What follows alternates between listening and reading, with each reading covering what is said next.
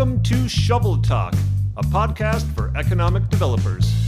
From your friends at the Golden Shovel Agency.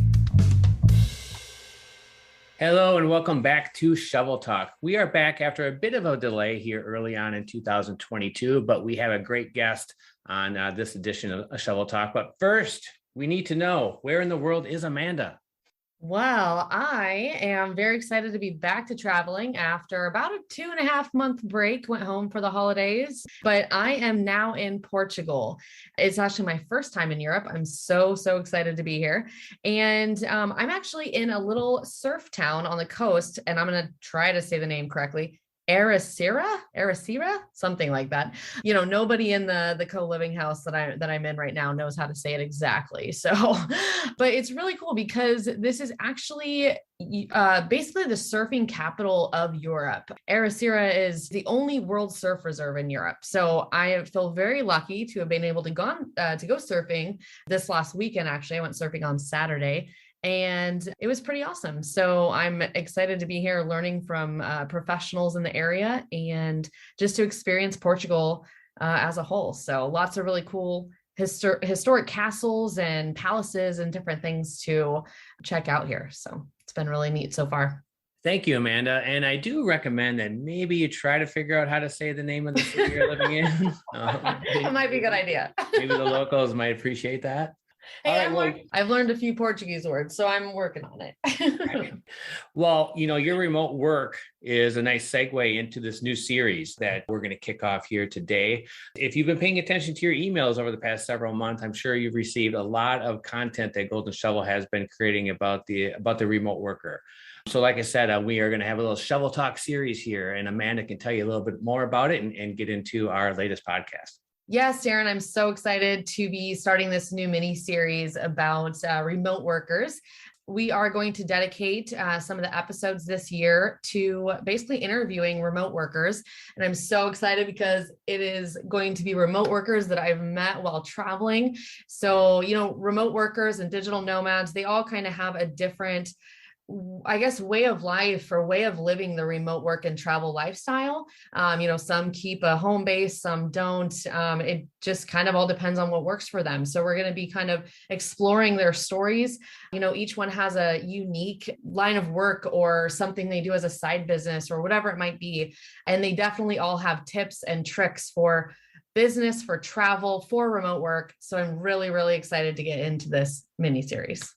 Okay, so let's get to the very first interview in this remote worker podcast series. I'm excited to introduce everyone to my good friend, Alexis. I met Alexis in Kenya, actually. We traveled through Kenya, South Africa, and Lesotho together. So she is a remote worker, of course, and TikToker from the US, and she lives and works abroad. So without further ado, let's go ahead and get into the interview. So Alexis, thank you so much for being on our podcast today. I'm going to start with, of course, since you're a remote worker, where you're from and where you're based. Yeah, great. Thanks for having me. Happy to be here. I'm actually from California, but I'm based in Warsaw, Poland. Warsaw, Poland. So can you share a little bit about what it's like living in Poland right now with everything going on in the Ukraine? Yeah, absolutely. It's been kind of a unique situation, and everybody's really doing their best to help. So as a lot of people are aware, Russia invaded Ukraine almost 2 weeks ago now, exactly 2 weeks ago now. And so Poland has, as of today, taken in 1.3 million refugees, and they just continue to come from Ukraine. And so what you see now on the ground at our train stations, anywhere you are in the country, even here in Warsaw, or at the border, is just Polish society kind of coming up to help a lot of the people that are making their way here, and they don't know when they'll be able to get back to go back home, essentially. So for us, what that means on the ground is, you know, the main train station here in Warsaw is always looking for volunteers. Everybody that I know has somebody staying with them in their home because, of course, all of the hotels and all of the Airbnbs and all of the places where there would be availability, especially in the big cities, have no more spaces available. So people need a place to stay. And everybody's kind of coming together to bring supplies over to the main train stations as well as over on the border, because a lot of people are coming over with nothing but a backpack or a small carry-on between them. And so, people without basic necessities like toothpaste or body wash or even an extra pair of clothing. So that's something that we're all trying to organize on the ground at a grassroots level. There are, of course, lots of organizations that are also helping out with that, taking donations from all over the world. So places like UNICEF, or here in Poland, we have Polska Akcja Humanitarna. I know Doctors Without Borders, lots of organizations taking donations and getting things to the border, but things move so quickly. And because we're getting all these people, we kind of have to respond to the needs as they happen. Lots of people needing rides from the border, getting people out there, taking supplies out there as well. So it's been a huge humanitarian crisis in Poland. Yeah. Wow. That's scary, but so amazing that you guys are able to help out, like you said, the people, opening their homes and whatnot. That's amazing that they're able to do that and willing to do that. So it's a scary time. Yeah. Polish society has been unbelievable, really. All right. Well, let's get into a little bit about you. So tell us about your background and your career. Sure. So I'm an educator by education. So I started out with Teach for America, teaching history in New York City. And since then, I've kind of worked all over the world, in Poland, in Ukraine, and Armenia, in the field of education, specifically working with the Teach for network. So I worked with Teach for Armenia. I worked at the Ministry of Education in Ukraine when Teach for Ukraine was just starting out, helping facilitate that. And then throughout that entire time, I was also kind of on the side working with a tech startup that I started with at university, when I was in university, working part-time, working in marketing. And so when my time was done in Armenia back in 2019, my boss kind of asked me if I'd be willing to come and work full-time as the head of marketing, and I could work remotely from wherever I felt most comfortable. And so that's what I did. And so I'm now the head of marketing for this tech startup. But I also, at the same time, that was the first time I transitioned out of, education. I had only known education for the first 8 years of my career. And I felt a longing for that. So I decided to start a YouTube channel on the side, because I was also going through my own financial literacy awakening personally. I'm learning all the things I didn't know. And so I thought, okay, maybe if I didn't know this, there are other people who wouldn't know this. And I started a YouTube channel with a friend of mine called Taboo Money, where we talked about personal finance and investing. And then at the same time, opened a TikTok account and kind of fell in love with the short form content and the numbers of people that I could reach on that platform as well. So that's kind of where I stand today. Awesome. Yeah. And I have more and more clients, and my clients are, in economic development. I've told you, shared with you, what we do and whatnot. So I've had more and more asking about, should we be on TikTok? Is that, the next up and coming, which it's already here, obviously. Yeah. It's a huge platform now. So, and clients that are wanting to also help their businesses learn more about the newer types of social media platforms. So tell us a little bit about your experience with TikTok and why it's actually one of your main video platforms or main social platforms. Yeah, I would say, definitely TikTok is the main social platform, at least for Taboo Money. And I loved it. I don't know.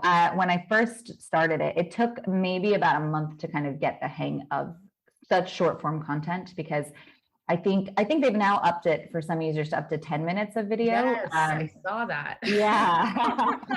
So it's not I'm trying to steal that audience from YouTube. Yeah, exactly. That's exactly what's happening. Yep. Totally. And so, but learning how to get a story across in 60 seconds or in under 3 minutes was something, you had to learn. But just the sheer amount of reach that you could have with an audience on TikTok was really compelling, and you get kind of immediate feedback to the content you're putting out there, especially because it is short form. So the viewer on the other side, it takes less for them to engage with that content and give you feedback from that. And so you're really quickly able to adapt and kind of change your content or get more creative with it in a way that will speak to your audience. And so it's been the way that we've been able to reach the largest amount of people. And that has been the most exciting part. So I think definitely the reach. And I don't know if that's because I'm not really a computer science or algorithm expert. So I don't know if that's the way the algorithm is set up or has more to do with saturation, that it hasn't really saturated as far as some of these other platforms have. I'm not really sure which one of those, or maybe both of those, impact that. But definitely it's been the way that you can reach a large amount of people in a much shorter amount of time than you would, for example, starting out with 0 on YouTube or Instagram. So do you have any maybe tips for businesses or organizations who haven't started on TikTok yet, or maybe just started and are trying to grow like a base audience? Absolutely. I think that the first thing is, of course, just getting started and posting, first of all, and like understanding how the platform works. Now, when I first started, which was almost exactly a year ago, actually, this month, I actually went on Skillshare to kind of figure out what I couldn't organically figure out on my own. It is pretty intuitive, but there are some features that I didn't even know existed. So I got on Skillshare and watched like a TikTok, how to make a TikTok video. So that's really helpful if you are new to video content and video editing. And even if you aren't new, like I wasn't really new to that because of YouTube, but I was new to it on this platform. It's really helpful just to get some shortcuts and to understand how it works. So I definitely recommend that. And then from that point, understanding who your audience is, but also remembering that the way the algorithm works, as far as I understand for right now, is that it's very regionally based. So from what I've been able to gather and what my analytics tell me is when you put a video out there, it is first released to a small group of people, generally in your area, which is determined based off your SIM card and geolocation, obviously. So it sends out your video to a small group of people. And if it does well there in terms of engagement, so likes, comments, shares, but also keeping eyeballs on your video, then it'll push out to a greater number of people, and so on and so on and so on. And eventually you can break out of your country or region the more that your video grows. So like that understanding has been super helpful in the development of my content, especially if you're not living, for example, in your country of origin. If you're living abroad, understanding that, okay, if you're doing content in English, for example, in Poland, where I am, for example, your audience is going to be a little bit smaller than if you were doing it in Polish. And then understanding, what do people in the world around you where you are, what are they interested in as it pertains to your niche? And how do you create content around that? And then you can slowly learn as you go. And I think once you kind of get the hang of what your area appreciates watching, and this is what has worked for me. That doesn't mean that this is how it works for everybody. Some people are really great at creating content that is just, whether it's really funny or it's really catchy, that just proliferates really quickly across regions and borders. That hasn't been true for my content as a personal finance channel, but that is true for some people. So this is what's worked for me, is figuring out, what do people around me want to see, and how do I try to meet those needs in my niche to get them the kind of content that they're looking to consume. So remembering those two things, both your audience, your niche, and also where you are, and how do you cater to that location. Awesome. Those are great tips. Thank you for sharing. Mm-hmm. So let's shift into some travel talk. So what All right. what drew you to the remote worker travel life, and was it scary to start that? It was a bit of an accident for me. I mean, I was always, from the time I was a child, I knew that I wanted to live in another country. Like, that wasn't really a question. And so I kind of did everything that I knew how to do to get jobs in other countries and to study abroad while I was in college, getting those opportunities, and then trying to find work in the places that I wanted to live and work. And so it actually started out not as remote work, but rather working abroad on the ground. So first I got my master's in Poland, and then, I got a job working I got a fellowship with the State Department, working at the Ministry of Education and Science in Kiev in Ukraine for a year, did that, then came to Poland and started working independently, creating curriculum, teaching, then got a job as Director of Leadership Development at Teach for Armenia. So I was always kind of looking for opportunities to work elsewhere. And then it's kind of because I was doing this other job on the side with the tech company, with doing marketing, I was always doing that in tandem, no matter where I was going. And at the time, it was a way for me to make extra cash, because a lot of the work that I was doing was more humanitarian based. It was more, helping promote education and equal opportunity all over the world when it comes to education. So it was a supplemental income situation. And when my time was coming to a close at Teach for Armenia, two things happened at the same time, where my boss was like, come join us full time. You can work wherever you want. 2 months later, COVID happens. So then everybody was doing it. Right. So it was just one of those things. I didn't really have any fear, because I've already been working abroad for so long, and now I could just work out of my apartment, which is, not very scary. I'd already had a lot of experience in Poland at that point. I had worked in the region as well. So no, really not a lot of fear when it came to working remotely or travel or nomadic life. I think there's some anxiety everyone kind of has, and I definitely have, when you're starting something new. So if I was to work remotely in a country I'd never lived in, for example, for a long period of time, I always have anxiety around that. So when I moved to Poland for the first time, or moved to Ukraine for the first time, or moved to Armenia for the first time and had to figure out my life there, those were all moments of, a little bit of anxiety, a little bit of fear, not knowing, things as simple as like filling your data on your SIM card are different in different places. How do you And in terms of overcoming that, it's just about, just do it, go out there and ask the questions that need to be asked. And don't not do something only because you're scared of it. Like if, fear, false evidence appearing real. If you don't have any solid evidence that there's something to be, really worried about, then go try it. Mm-hmm. Yeah. And I really like how, everybody's remote work and travel life looks a little bit different, that no matter it's different. So, some people don't keep a home base, some do, and so I think it's neat that you can kind of make it, like in my case, for example, I go, well, not currently, I'll be gone for 9 months, but like, I was going home about every 3 months or so, and visiting friends and family and stuff. There's some people that, they're just constantly moving. So I think it's cool that everyone's nomadic life can look a little bit different, or travel life can look different. And you can kind of set it up how it suits you. And I think that's really cool. Yeah, absolutely. Yeah. So obviously you speak fluent Polish. So you teach in Polish sometimes, right? So do you speak other languages? Yeah, I speak relatively fluent Polish. Yeah, I don't really teach in it, but I work with Teach for Poland here.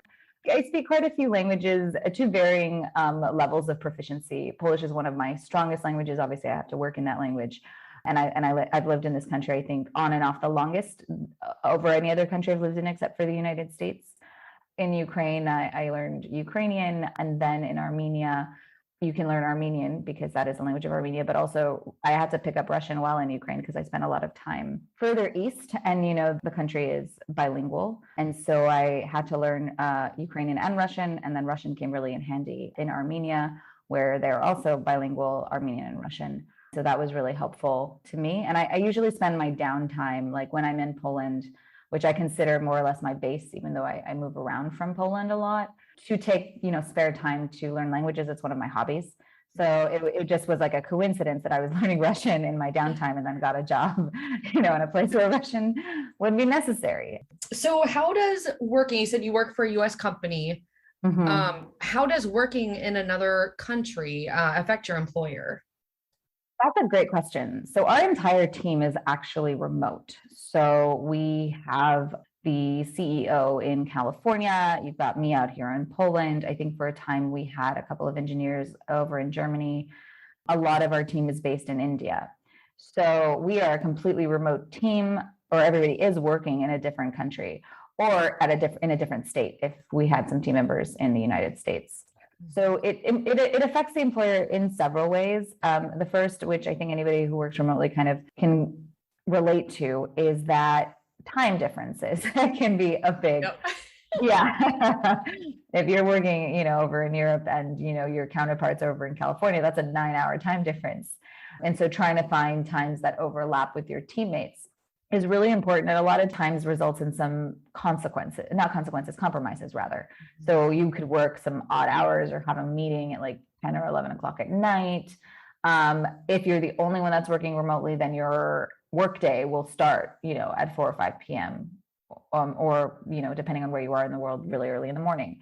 And so just like being flexible with that. And of course, for the employer, like understanding where people are located, what that means for team meetings, how to really coordinate that in a way that makes sense. It takes an immense amount of organizational and managerial skills to make that work efficiently. And so that's something that employers, especially if they have people working remotely all over the world, have to think about more so than if you're working in the same place. So can you share some benefits that employers or companies might see from allowing flexible schedules and like flexible work environments? I think the biggest benefit to an employer or a company is your talent pool grows significantly. Definitely. Because before you would focus just on your region or your location, which is also excellent, but there are incredibly talented people located all over the world. And so you kind of open up yourself to be able to, have those people working for your company. Another thing that's also a great benefit to employers is that, people are able to work when they are the most efficient. Mm-hmm. So especially if you're more like results-based as an organization or as a company, then people can modify their work schedules in a way that allows them to perform at optimum levels for themselves. Whereas in a less flexible and more rigid environment, sometimes, somebody who really isn't great working at 9 a.m. in the morning is producing subpar work at that time. Mm-hmm. And again, you have a diversity of people, which means a diversity of ideas, which means a diversity of perspectives. And if you are an organization that is really more globally minded, and that really depends on the kind of company that you are, that can have a lot of benefits for the sort of creative solutions and ideas that your team is able to come up with. So when you do travel, like from Poland, how do you decide where to go, how long to stay? What does a typical trip look like for you? Usually when I left Poland, it was for another job, right? Uh-huh. And so I would leave for anywhere from a year to 2 years at a time to complete a contract in another country. And then, as we know, I started working remotely right before the pandemic kind of gripped us all, and no one was really going much of anywhere.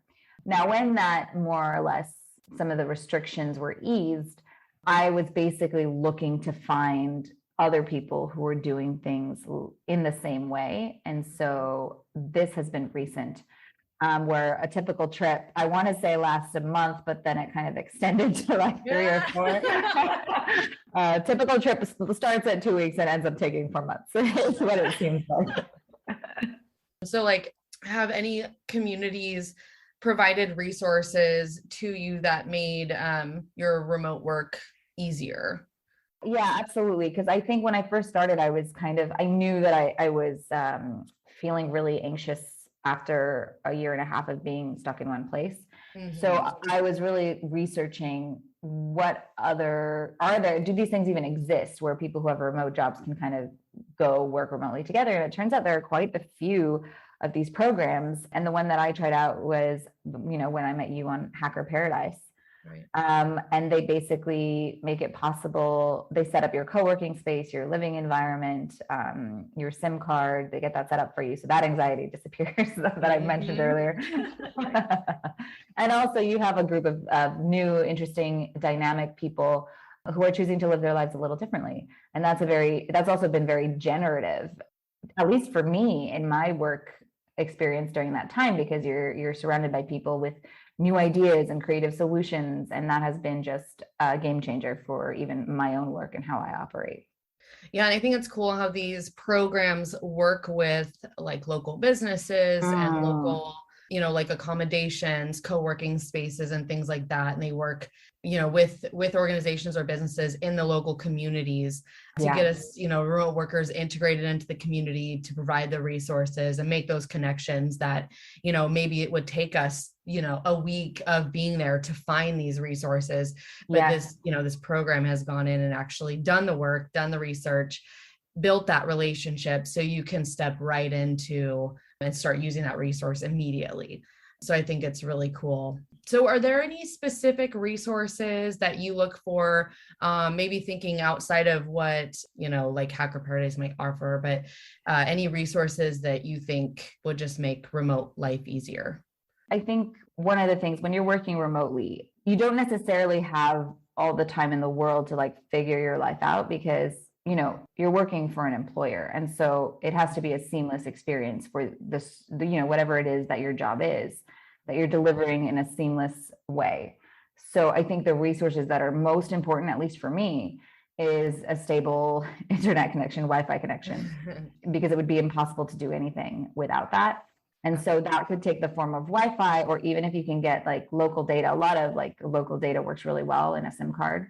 I mean, that's the first thing I will look for no matter where I'm going, because I know I cannot deliver if I don't have that sorted before I leave. Mm-hmm. And so some of the things that I've done to try and preempt potential glitches on that front is try out different sort of mobile Wi-Fi devices to see if if there is a problem with Wi-Fi when I land, how can I, handle that situation when I get there, because I don't want to miss my call or whatever it is. So I tried using Solis. I think it's called the Solis Wi-Fi configuration. I will get the name on that. Yeah, the Solis Wi-Fi hotspot. And it's just like this little device that's supposed to give you internet wherever you are. And I know like there's Google Fi and different sort of options for that work with varying degrees of success, I will say, depending on where you are. So that's the one thing I really, really look for first and foremost. Okay. Yeah. Okay. So if community is like, for example, clients I work with, are cities and counties and tourism organizations. So if they want to attract remote workers to their area, whether it's, long-term or whether it's for a month or whatnot, that internet needs to be what they have locked in and figured out. Like I can live without Windows, but I cannot live without internet. Okay. Yes, if our listeners recall, probably an episode a few months ago, I talked about the Africa or the Kenya window situation, the Eco Lodge. Yeah. Or I should say lack of window. Lack of windows. Yes. There's holes in the wall that monkeys get to crawl through. Yes, the monkeys are coming in. I can deal with that if there is a strong Wi-Fi connection. Perfect. I can live. Okay. Down Wi-Fi, not okay. Exactly, because that's the basis of a lot of remote workers' work. So you talked a little bit about it's hard to plan around when you're going to a new place. It's hard to do some of the planning because you're working at the same time. So right, how do you balance that work and travel life? So for me, it's about keeping a routine. And I know people do this really differently, because I know that some people are really good about like this blend of like work and play where they're able to, kind of merge the two. But I'm a very structured person. And so, in my day-to-day life, I have a lot of structures and a lot of sort of, I don't want to call them rules, but like guidelines for how I live my life. And I do my best to keep those when I am not, based in Poland while it's happening. So the hours that I would normally work or go to the gym in my, regular non-traveling life, like that's a space that is protected for, some sort of an activity. But then there's those hours that are dedicated just to working, and creating those boundaries for yourself, I think are really important, figuring out what works best for you. Now, for me, because I'm structured, these kind of like quote unquote rules help me to live my life on a day-to-day, no matter where I am, especially since I do work remotely and it's not really necessarily a 9-to-5 kind of situation that I work, definitely more results-based, which actually means that I have to be a lot more structured with my time because, it's my time to manage. No one's managing it for me. And so I just take a lot of those structures with me, no matter where I'm going. And I know, Amanda, you probably heard me say something like, but it's a Tuesday, like when people suggest going somewhere on a Tuesday. What did we do that one Thursday morning? I think we went skydiving. Yeah. So could you talk a little bit about safety in other countries? Is safety a concern? How do you... I think safety is always a concern. It's something that I always think about. I don't know if everyone thinks about it. Safety is something that I think about all the time, and something that a lot of the time I'll have these backup internet devices at the ready, I think because of my concern for safety. It's like the ability to reach out if I need to in an unsafe situation, always making sure that, in moments of travel, making sure that people know where I'm going, that they know when I've taken off, that I message them when I land, that they have the address where I'll be staying. Also, I try, because of sort of the volatility in some of the places that I have worked, I enroll in the STEP program with the US Embassy, because as we've all seen, anything can really happen at any time when you are in anywhere, really. This is true for anywhere, but specifically in a country that maybe is not your native home country, and that maybe you're not as on the pulse as you would be in your own country. I think it helps to be enrolled in the STEP program with the US Embassy, because in case there's any kind of unrest or war or political instability, that you have the information that you need to have when you need to have it. Because for a lot of people who maybe might be too late to leave the country. I know that there's a lot of we're experiencing that now with international students, for example, in Ukraine, who didn't get out early enough. Not that that's their fault at all. It's just the nature of these things. They happen overnight. They happen very quickly. And so making sure that, you are signed up with your embassies, whatever program that they might have, that their job is to let you know, when you may or may not be unsafe. That's their job, to keep track of what's going on in the country you're staying in. So definitely recommend enrolling in that. Okay. Also, like I said, making sure friends, family have the address you're staying at. Let them know when you're moving around, when you're traveling. Trying to stay with a group or with a buddy, especially if you're going out at night in a place that you're not familiar with. And also making sure to listen to the advice of your embassy. This would be the second time that there's been unrest in a place that I've lived. So always just making sure that, if your embassy is telling you something, that you try and take that as seriously as possible, because at some point it becomes too late to do anything. What about when you're on trip? What has it been like, flying and moving around cities and things like that during COVID? Yeah, I think another thing with safety is enrolling in your embassy, or always checking the embassy page of wherever it is that you're going will help you get the information with regards to a pandemic in your language, and will tell you what the new updated requirements are for whatever country or city that you're in, because sometimes certain countries have different rules for different cities. But that should be, at least it is on the US Embassy website. Over this last year, I've seen that they've always had it. So make sure that you're checking that. And also, I'm going to personal finance plug here, that you've budgeted for various COVID tests that you are going to need. Sometimes they're antigen, sometimes they're PCR. PCR is more expensive. Make sure you know where to get those, how much those cost, have a little cushion available to you, and be ready. This is something that hasn't happened yet, but very well has happened, especially in the first wave. You might get stuck somewhere and just be mentally prepared for that. You may not be able to leave. Your camp flight might get canceled. If you don't think that that's something that you can potentially deal with, then maybe it's not the time. Because I think it happened to us in South Africa when the Omicron variant hit. All the flights got canceled.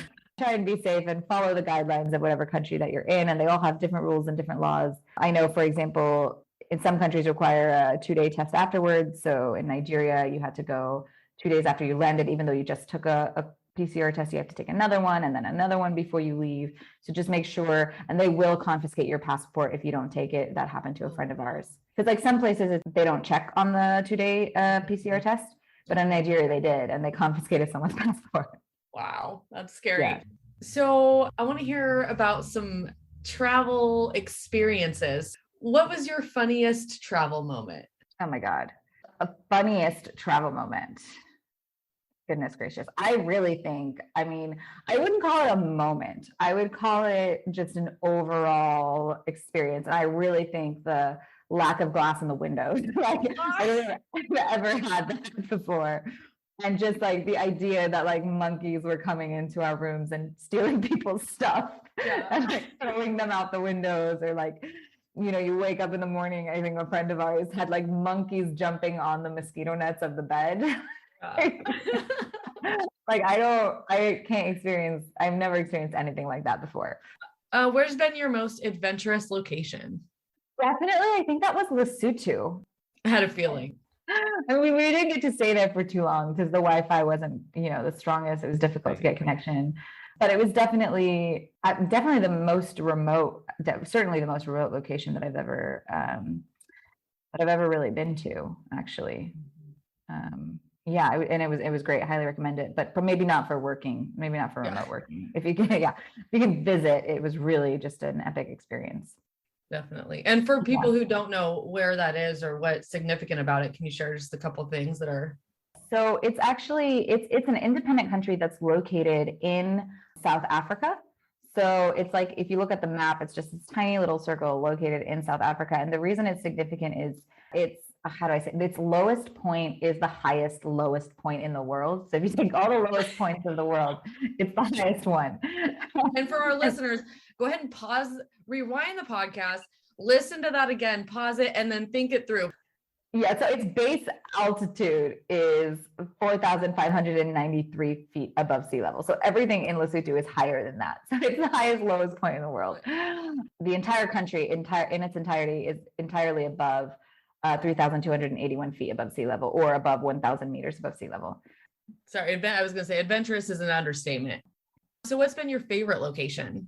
See, that's tricky to say because I live in Poland. And if you were to consider my life's work and all the places that I've been, obviously I like Poland the best since I kind of set up a little bit of a base here. I really like Warsaw, not because it's, particularly adventurous or funny in any way. It's just been a very easy place to live in terms of like access to public transportation, in terms of cost, in terms of easy access to the rest of the world.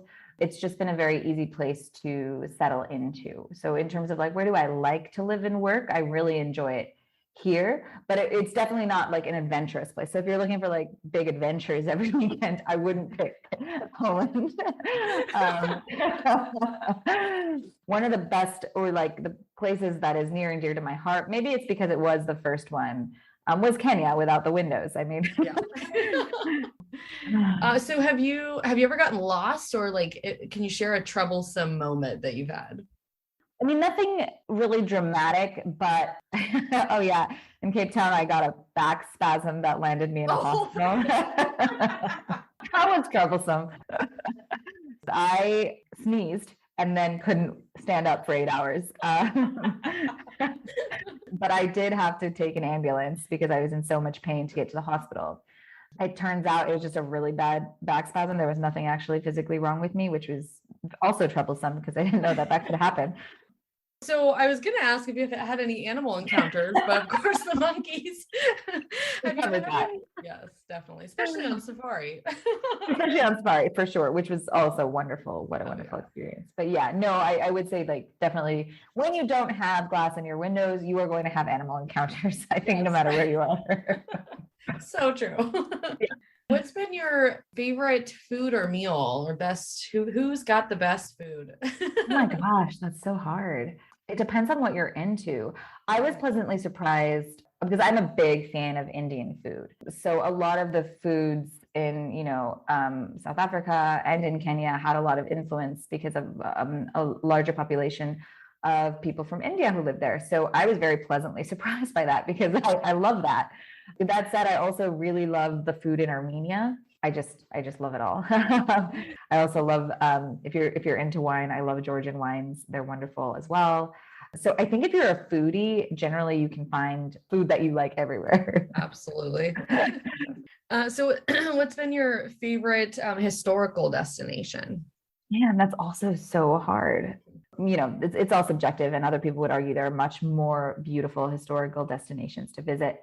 For me, the one that always takes precedence in my mind is Krakow here in Poland. Of course, I've visited all of Europe since then and beyond, but I think it's because it was the first time for me. You always remember your first. Right. The medieval city, it's absolutely beautiful. That's really cool. There's a medieval city here in Portugal where I am that I really want to go check out. I find that so fascinating too. Yeah, castles in Sintra. That's where I've heard. Oh, love it. Yeah, beautiful. Sintra is gorgeous. I might actually go there this weekend. I'm pretty excited. Oh, nice. Anything else about your travels that you would like to share? Anything fun, interesting? just wherever you choose to go, wherever you're going, just, keep an open mind. And I think being flexible is really key because things do change really quickly, especially now with COVID. But in general, things change quickly. Things are different than you expect them to be. And just have a great sense of humor while you're at it. So just be flexible and try and have fun with it. So can you share your top travel hack or top thing you've learned that's just been like a game changer in your travel life?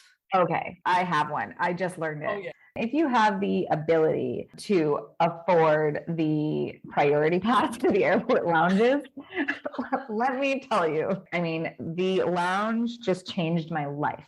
When you have a layover that's like not long enough for you to leave the airport, but not short enough to be painless, the airport lounges are something else. And using them, I think I used it in my layover in Istanbul, and just like having a fresh shower after such a long flight, having a meal that is prepared for you, and you have unlimited food and unlimited drink, without having to worry about getting in all those lines that happen at the gates.